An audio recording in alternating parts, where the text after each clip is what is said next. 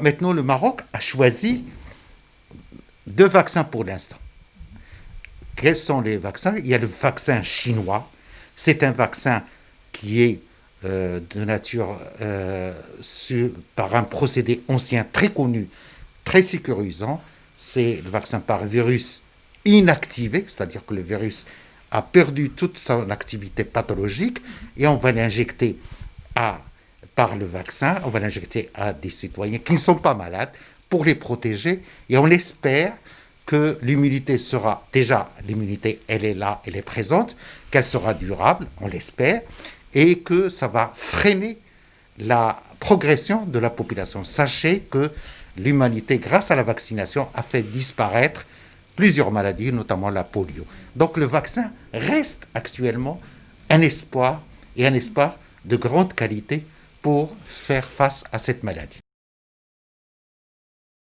Il y a le vaccin chinois, et puis il a fait un accord avec, comme ça a été rappelé dans AstraZeneca, et AstraZeneca, elle est ici aussi en phase 3, et c'est-à-dire que le Maroc doit diversifier un petit peu les origines.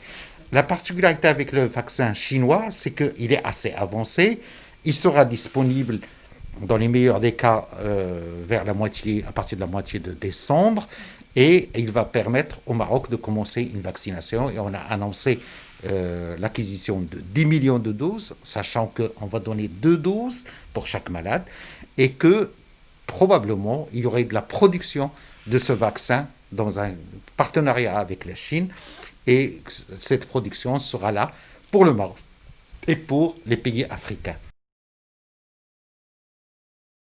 C'est le premier vaccin qui va être administré au Maroc.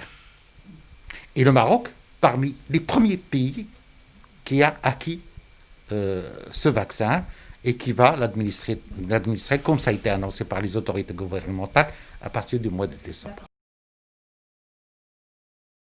La vaccination, elle va répondre à des exigences épidémiologiques.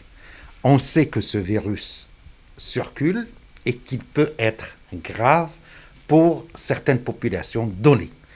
Ce qu'on appelle les populations qui ont une comorbidité ou les populations assez âgées. Au-delà de 65 ans, les sujets qui ont de l'hypertension artérielle, les sujets qui ont un diabète, les sujets qui ont des maladies chroniques comme l'insuffisance rénale chronique, les malades aussi qui vont avoir des problèmes cardiaques, l'insuffisance cardiaque chronique, les malades aussi qui vont être porteurs de certaines maladies qui diminuent l'immunité, comme les cancers, comme les maladies auto-immunes.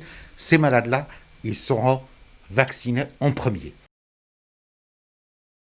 Les enfants dans un premier temps, ils ne sont pas concernés parce que les expérimentations en matière ne peuvent pas se faire chez les enfants d'abord. Et deuxièmement, quand les enfants tombent malades, ils ne présenteront pas des cas graves. C'est-à-dire jusqu'à aujourd'hui, toutes les études ont montré que les enfants moins de 18 ans, ils ne sont pas atteints de façon morbide par cette maladie, et même s'ils font des infections, c'est des infections assez légères.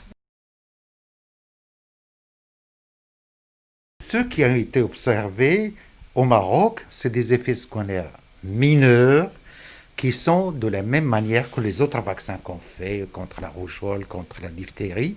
C'est des petites douleurs au niveau du point d'injection, une inflammation, une rougeur, de la fièvre, et qui disparaît le lendemain ou le surlendemain. C'est-à-dire que ces effets secondaires, ils sont minimes. Sur la notion d'obligation de la vaccination.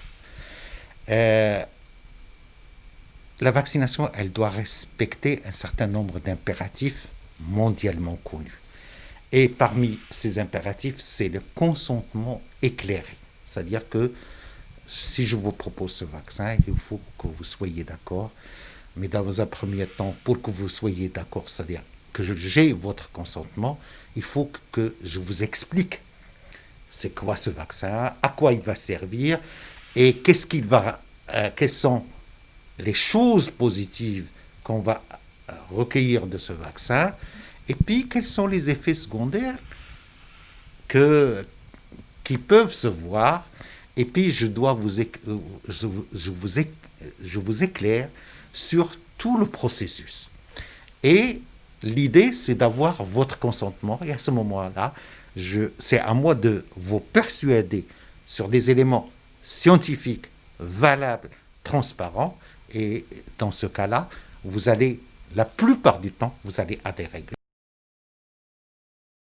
Très certainement, parce que le Maroc va aller beaucoup plus vers la mise en disponibilité de ce médicament à tous les gens qui vont l'avoir. Certainement, ça sera gratuit, ou ça sera gratuit pour les gens qui n'ont pas les moyens. Ça sera gratuit, peut-être pour les gens qui ont des mutuelles. C'est à ce moment-là, c'est la mutuelle qui va s'occuper de ça.